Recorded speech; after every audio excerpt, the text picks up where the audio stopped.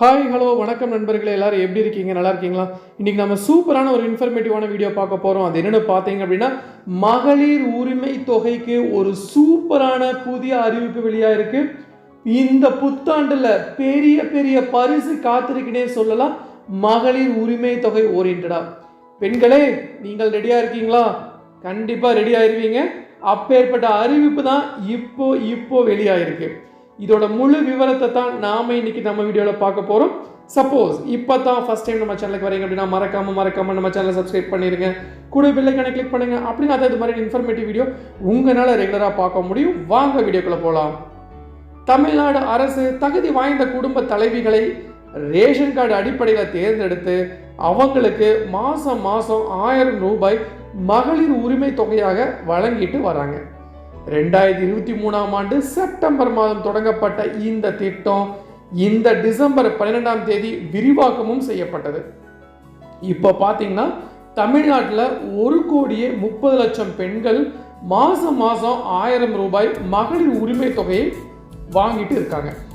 December 12 மகளிர் உரிமை தொகை திட்டத்தின் 2ஆம் கட்டத்தை தொடங்கி வச்சு பேசிய முதலமைச்சர் மு.க. ஸ்டாலின் அவர்கள் மகளிர் உரிமை தொகை உயரும் என்ற ஒரு அறிவிப்பையும் வெளியிட்டார்.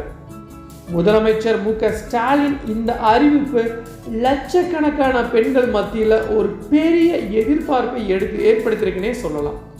முதலமைச்சரே மகளிர் உரிமை தொகை உயரும் என்ற அறிவிப்பை வெளியிட்டு விட்டாரு. ஆகா, அப்படின்னா எப்ப இருந்து மகளிர் உரிமை தொகை உயர்வதற்கான வாய்ப்பு இருக்கு அப்படின்னு பெண்கள் ஆர்வத்துடன் காத்திருக்காங்க. தமிழ்நாட்டில் அடுத்த ஆண்டு சட்டமன்ற தேர்தல் நடைபெற இருக்கு. கடந்த தேர்தலிலேயே திமுக தன்னுடைய வாக்குறுதியில முக்கியமான கூறிய விஷயம்தான் 1000 ரூபாய் மகளிர் உரிமை தொகை திட்டம்.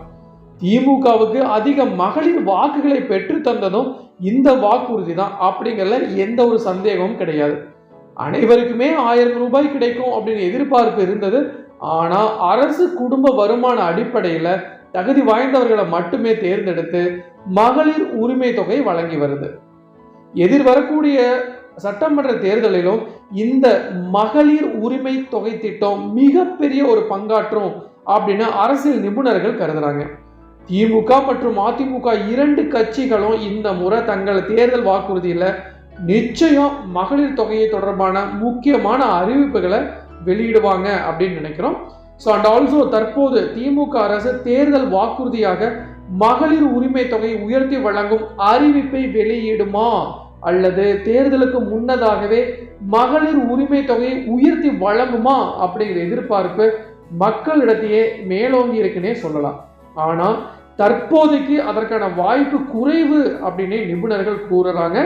ஏன்னா தமிழ்நாடு அந்த அளவுக்கு பட்ஜெட் நெருக்கடியில் இருக்கிறதாக சொல்றாங்க. ஸோ ஏன்னா அரசு இப்போதுதான் கூடுதலாக மகளிர் உரிமை தொகை திட்டத்தில் பயனாளிகளை சேர்த்திருக்காங்க. இது அரசுக்கு கூடுதல் நிதி சுமையை உண்டாக்கி இருக்கும் அப்படின்ட்டு நிபுணர்கள் தெரிவிக்கிறாங்க. பொங்கல் பரிசு தொகை கொடுக்க வேண்டும் என்ற அழுத்தமும் இருக்கிறது என்பதால அரசு உடனடியாக மகளிர் உரிமை தொகையை உயர்த்தி வழங்குவதற்கான வாய்ப்பு குறைவு அப்படின்னு சொல்லப்படுது. அப்படி உயர்த்தி வழங்கினாங்க அப்படின்னா 2000 ரூபாய் மாதம் நிச்சயமாக மகளிர் அனைவருக்கும் கிடைக்கும் அப்படிங்கிறதுல எந்த ஒரு சந்தேகம் கிடையாது. தேர்தல் வாக்குறுதியாக மகளிர் உரிமை தொகையை உயர்த்தி வழங்குவதாக அறிவிக்கவும் வாய்ப்பு இருக்கு. ஸோ இப்போ 1000 ரூபாய் கொடுத்துட்டு இருக்காங்க. இது 2000 ரூபாய் அல்லது 1500 ரூபாயாக உயர்த்தி வழங்க வாய்ப்பு இருக்கு. திமுக இதனை தேர்தல் வாக்குறுதியாக வெளியிடுவதற்கான வாய்ப்பு அதிகமாகவே இருப்பதாக சொல்லப்படுது.